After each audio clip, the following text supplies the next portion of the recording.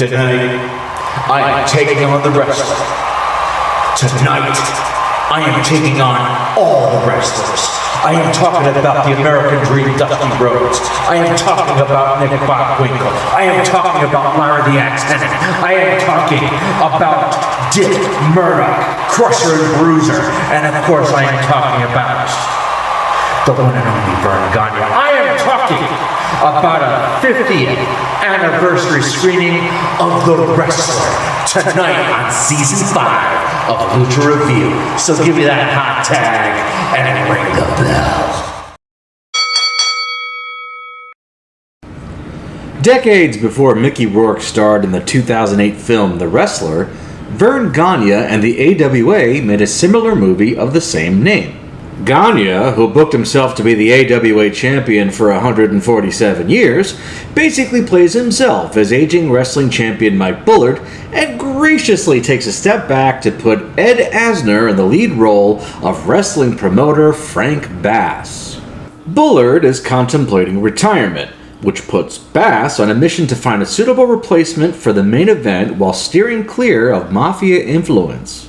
Along the way, audiences are treated to visits from wrestling legends like Crusher and Bruiser, Dusty Rhodes and Dick Murdoch, and even a fledgling nature boy Ric Flair.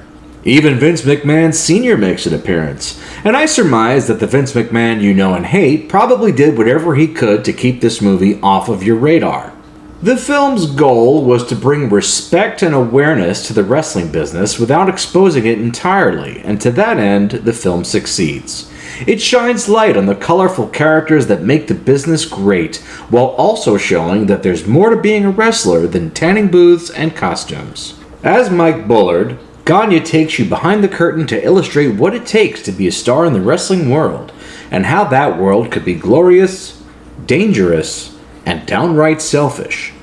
While not exactly a masterpiece, The Wrestler makes you proud to be a fan, and puts a well-deserved spotlight on the performers that helped build the wrestling explosion of the 1980s.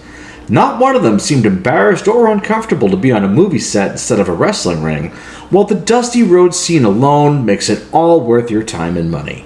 Unfortunately, the film was not a success at the box office and vanished into obscurity before the AWA itself suffered the same fate. Perhaps the film struggled because Vern Gagne simply wasn't the promoter he thought he was, because the DVD insert doesn't do much to sell it. The film's synopsis is a mouthful of John Wayne bullshit that has nothing to do with the story, while the guy on the cover wouldn't even be born for another 15 years. Perhaps the film struggled because it just wasn't very good. If you're not a wrestling fan, this movie would bore the shit out of you. But if you celebrate the history of the business as much as you celebrate the present, this film qualifies for the main event.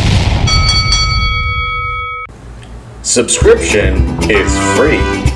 And be sure to share this video and treat yourself to some Lucha Review swag at my Redbubble store.